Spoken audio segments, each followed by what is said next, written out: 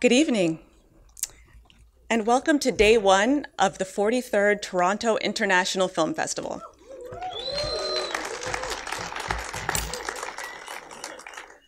I'm Robin Citizen. I'm a programming associate here at TIFF, and I am thrilled to present the Canadian premiere of Monsters and Men, directed by Reinaldo Marcus Green. To begin, we'd like to acknowledge that tonight's event is taking place on the treaty territory of the Mississaugas of New Credit and the traditional territory of the Haudenosaunee, Anishinaabe, and the Huron-Wendat. We're grateful to have the opportunity to work in this community. This film is eligible for the Grolsches People's Choice Award. Vote for your favorite films at tiff.net/vote. We would like to thank Neon Hanway Films for providing us with this film. Reinaldo Marcus Green was born in New York City. He's a graduate of NYU's Tisch School of the Arts, and his directorial credits include the short films Stone Cars, 2014, and Stop, 2015. Monsters and Men, which won a special jury prize at Sundance Film Festival, is his feature debut. The director regrets that he could not be here tonight, but asked us to read this statement on his behalf. City of Toronto, Cameron, and the amazing programming team, staff, and volunteers of TIFF, thank you. I'm incredibly grateful to share our film with you. I'm gutted I couldn't be there to share this with you in person, as I'm filming my next project on the magical island of Jamaica. I trust that our beautiful cast will have you entertained. Please stick around for the Q&A. We tried something with this film. We took some risks. We had a lot of fun. We were unconditional, but tried our best to remain truthful. We really hope you enjoy it. If you do, help us share it with the world. If you don't, that's okay too. Let's have an open dialogue about it, offline. In all seriousness, that's what this film is about, conversation. This film was born out of a conversation with a cop friend of mine from Staten Island. We grew up together, played football together. I used to deliver pizza where Eric Garner was killed. That was my backyard. What started as a normal conversation between two friends ended in a pretty heated discussion. We saw two totally different things looking at that same viral videotape. In the end, what I realized was that although we disagreed, we were trying to understand each other. The conversation left the hairs on my skin standing up. I knew I had to do something about it. That very conversation stayed with me for 6 months, and that very same conversation is the reason for this film. Perspective. We hope you'll feel the love and share it. The film was designed to make the viewer complicit with the action of these three protagonists. The hope is that we can take a moment and put ourselves in someone else's shoes. The film was a challenge to myself to see what can I do as an individual, as a citizen. We can't stay idle. We must do something. And this film is my step towards whatever that answer is. Congratulations to my cast and crew. Your work inspires me still and every day. And to my producers, Liz, Josh, Julie, Eddie, Oren, Luca, Kiara, and Charles, thank you. Thank you for trusting me. To our distributor, Neon, and our newest member of the team, Drake, for coming on board and getting things kicked off right. We hope you'll come out and support the film in theaters September 28th in New York and LA if you're in the United States. So with that note, please join me in welcoming to the stage the accomplished cast of Monsters and Men, John David Washington,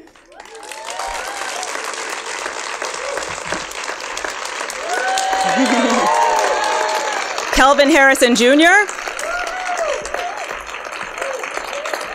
Shantae Adams,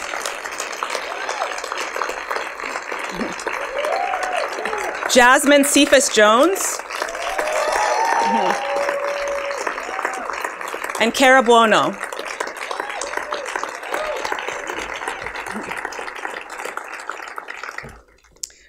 Due to scheduling commitments on his current tour, Drake was not able to attend and introduce the film tonight. He wishes the film the utmost success and sent a video which will screen right after the trailers. Remember to stick around for the Q&A afterwards, and thank you very much.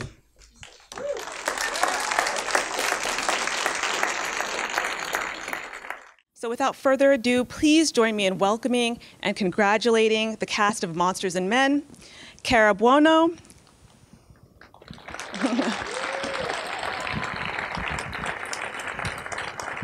Jasmine Cephas Jones,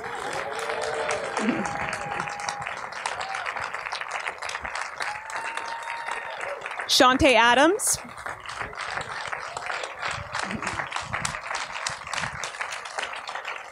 Kelvin Harrison Jr.,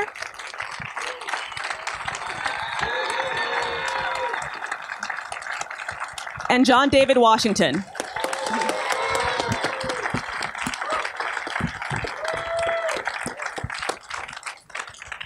So I'm just going to start with a question of my own to get the ball rolling, and then I'll call on all of you in the audience.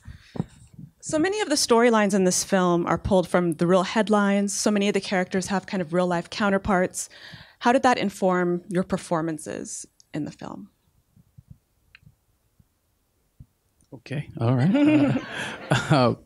I was able, the research really that I was able to do in prepping for this. I got to meet with a lot of police officers from Brooklyn Team North and do ride-alongs. I did a ride-along for about a month, and just all the information. I realized how much I didn't know, about what it's like to be a police officer, especially one of color. And so all the information I got from those ride-alongs really helped me navigate through the character and this story.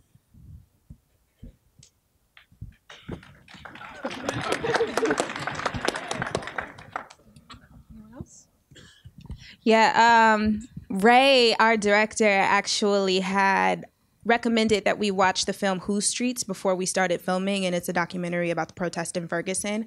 So JD mentioned doing the research on your character. Who Streets was very important for someone like me who was playing an activist to really dive in and tap into what that is like and where their passion comes from. And I mean, I know myself, I do consider myself an activist and a supporter of the community and everything like that. But as my character said in the movie, it's a full-time job.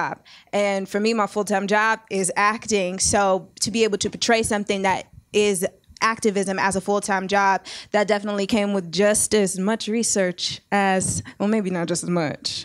I mean, police officer has a job, but yeah, just really finding the research that allowed us to dive into our characters. I guess for me, it was just like growing up. I left school and I started acting, and that was like my thing, and I was like focused on that. And then suddenly I come into the industry and all the roles are about like being a young black man in America. And I'm like, okay, wow, I'm forced to actually look at myself and examine my life and how I'm kind of moving into this adult life and trying to navigate what it means to be a black man in America through film. And so I guess looking at Zarek, I guess most of it was just kind of like, okay, well, he's focused on baseball and that's his career and that's his life, that's what he's doing. And then suddenly it's like, okay, what do I do now that, I've been put in this situation and I don't really know how to participate, and I feel all these things now that I've educated myself on what's going on around me. And I guess I just kind of allowed that to kind of mesh together with my personal life and the character's life, and that's pretty much how I prepped. I lived. Great answer. Thank you. Any questions in the audience? Yes, you right there. I think we're not going to do that this evening. We're going to move on from that question. Thank you. Right there.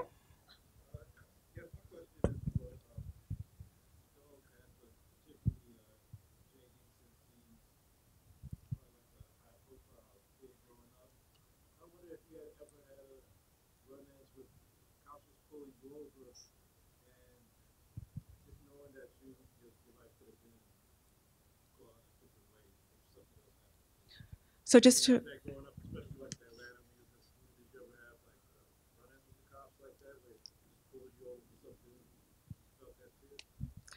just to repeat really quickly, you're asking if he ever had run-ins with the cops and the fear that his life could have gone a different way, being afraid of what would happen in the interaction, right? Yeah, and I have a couple times I deserved to be questioned. So they were doing their job. And I had an experience or two where I feel like it was unmerited. I feel like it was based off of the color of my skin and the color of my car and the color of the tinted windows, maybe the music I was playing. It's interesting too. One time I got pulled over, and I had this I don't know if y'all remember CDs, and I had like a full mix CD. And I remember when I got pulled over, I switched the song to like a rock and roll song, thinking that it might help me. You know, the fact that I had to think that, it's kind of funny, right?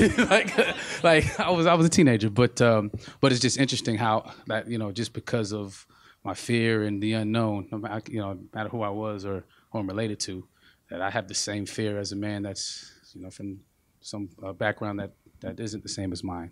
So it was on my mind a lot. Yes, right over there. Great job, all of you.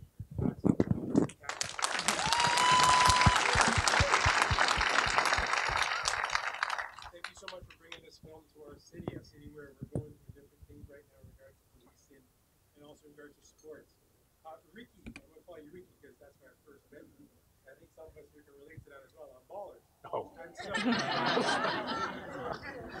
I was about to ask the same thing. Who's Ricky? But I want to ask you in regards to your acting. Obviously, it's quite clear and obvious to us that you have not only a strong pedigree of being a brilliant actor and the ability to show different emotions and range of emotions in your different characters that you played so wonderfully and so masterfully.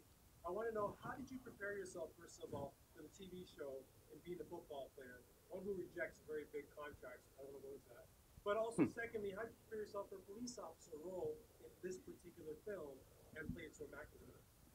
Wow, that's a great compliment. Thank you so much. I mean, the performance, especially in this film, is reflective of the cast, the people I get to play with, and the people and the performances you saw before and after my story. I think we all made each other better. You know, I mean, I felt very comfortable with my partner over there. You know, just like we were just in the reality of the moments, the reality of the situations, and there were no false moments. Reinaldo Marcus Green, you know, he had a very open environment to try things and to make sure we were specific about our performances, which you know, it helps you as an actor.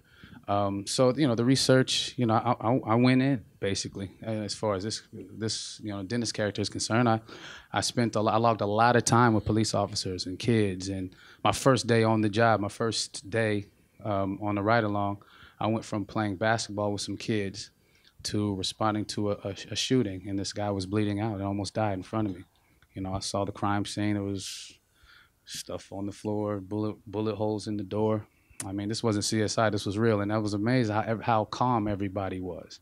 In the movies, it's like, get an ambulance, somebody call now. It wasn't any of that going on. It was very calm and normal. I don't even know if that might have been scary. I don't know how it is in this country, but like in the United States, the fact that nobody was panicking, that this was sort of the normalcy of life. This is everyday living. That sort of reflects the times that we're in right now. So all of that I was able to sort of embody and use when I'm with, you know, very talented actors. So it's easy to play when you're in great company. Yes, right there. Yeah. You.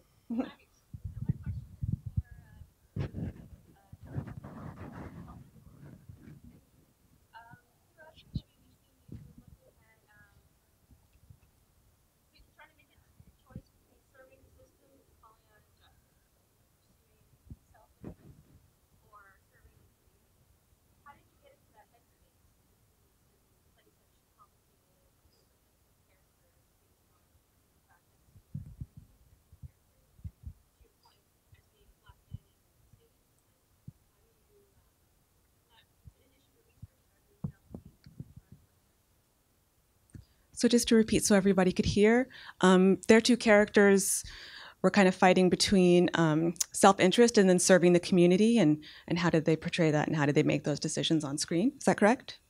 Yeah, you're welcome. Well, from the officers I met, I think those two ideas are synonymous to them.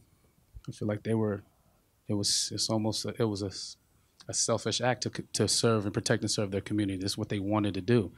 And because of, it's a thankless job in a lot of ways in our country, it was very important for me to be able to be a part of this film, to sort of highlight, celebrate the men and women trying to do their best to protect and serve people that look like us, people that look like you, people that look like her, So I think, again, to answer your question directly, I think the two coincide in their minds, at least talking to them and logging all the time I did with them. That's what they feel they're doing. They're doing this, in their eyes, the right way. There's more than one avenue to serve justice or to do what's right, to exemplify humanity, I think, in these officers' minds anyway.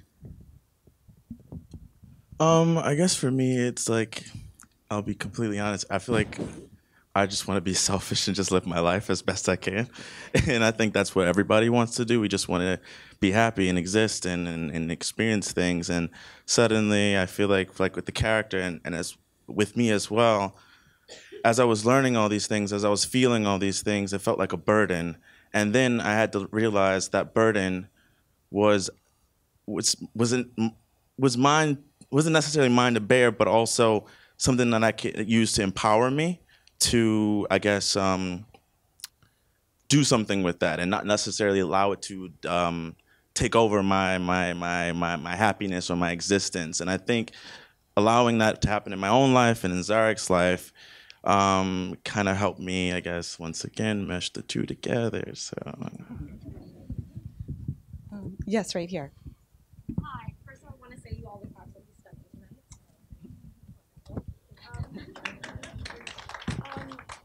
So one of the most, I think, interesting moments for me watching the film was all the shootings and killings that weren't shown. I thought that for me was really great not being able to see it, just seeing everybody's reactions. And I found the moments that were most compelling were the undertones and all the things that weren't said.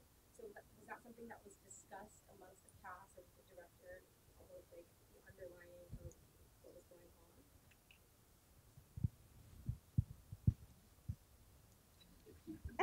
So the things that weren't shown but people were reacting to on screen, and how that kind of ramped up the emotional intensity, right?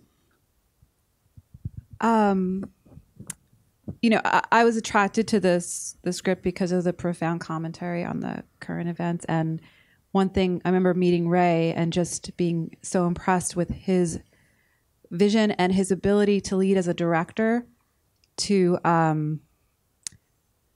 show what's in your imagination sometimes more powerful than showing something on the screen. And it really was one of those experiences where, as an actor, there was so much freedom that was going on, and I think it's all about Ray's vision and what he knew was important to show, and what was to be left up to the audience's experience of watching the a lot of the shootings and things that weren't happening. And I think in our daily lives, there's so much going on that we're bombarded with, and it creates a really. I know when I first saw the film, just the emotional impact, I think is so much stronger because of that, because we're not seeing all of that portrayed on the screen.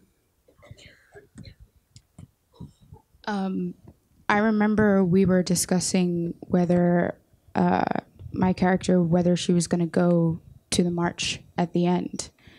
And we were going back and forth, and we kind of realized we wanted to show kind of how something like this affects also families.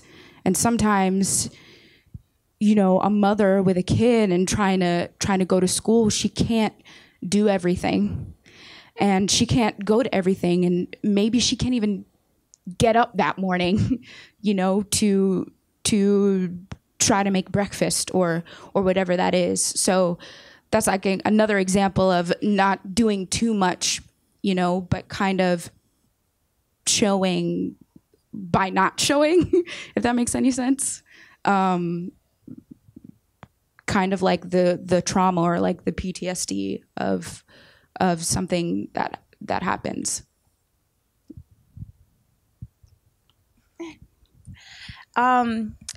I think this movie is so important because it's telling the story. It's giving a voice to people in the community that we haven't heard. We always see the victim and we always see those videos, but we never see the people who are watching that, who know them. And so I think the beauty of those silences, kudos to Ray for writing that and directing it so beautifully, but I think that they honor those people and what they were going through and lets us see firsthand of what it's like to be connected to an event like this. And I think that's why they're so important. And yeah, again, to Ray, thank you for allowing us to live in that space and create those moments. Beautifully said. I think we have time for one or two more questions, and then we're going to wrap up. Right there. Yes. You did an excellent job of bringing to life three very distinct stories, yet obviously interwoven. Just wondering, through the production process, how involved in some of the other scenes, or when some of the focus was on a different character, how close to that narrative were you, or were you just kind of in your own headspace and your own story, and then editing brought it together?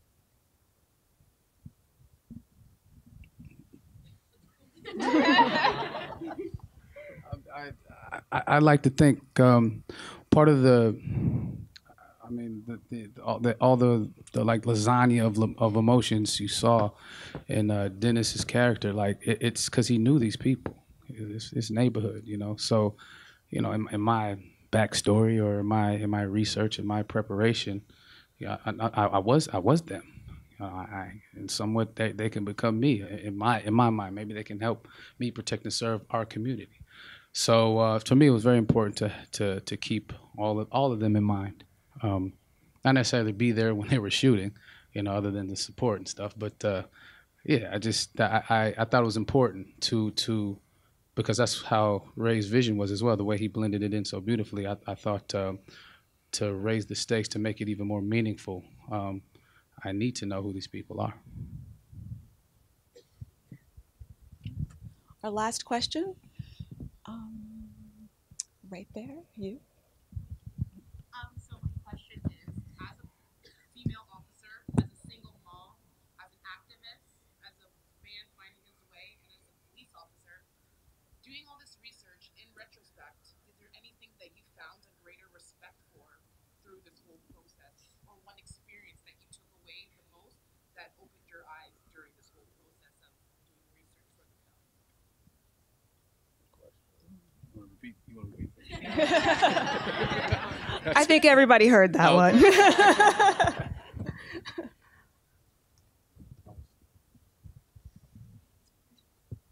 Could you repeat the question?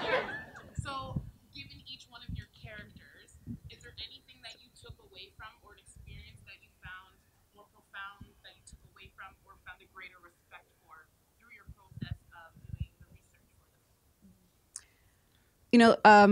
Like JD, I went on ride-alongs with the police and spent some time with them. And I think for me, like everyone was very affected by what was going on, but I wanted someone to blame, and I wanted to get answers and things. So I remember speaking to a female officer on the phone and just like grilling her and just trying to get some information because, trying to get someone to just say something concrete and not as gray. And I think, like JD, spending time with the police helped me understand like what they do go through on a daily basis, and try to help me with my conflict about everything that's been happening, and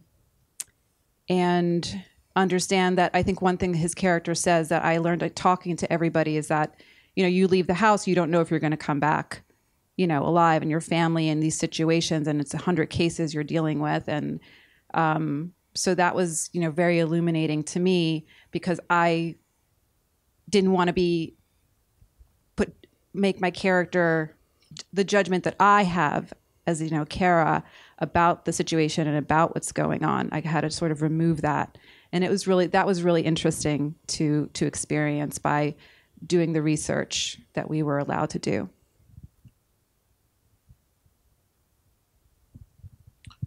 For me, I came into the movie kind of hopeless, and I was like, okay, well, what's the point of protesting, and why don't I just mind my own business? Everyone's gonna hate me anyway, or not like me, or just think back. I don't know. I was just very negative, and then we would come into these scenes with Shantae, and we would do these protests, and I would hear her speak, and how passionate she was, and how saying something was better than saying nothing, and how I could respect everyone's take or everyone's position or how everyone participates in this conversation is up to them, and I respect that, and I've learned to maybe find my own voice and my own activism in that, and that's kind of what I took from it all once I finished the movie. Anyone else?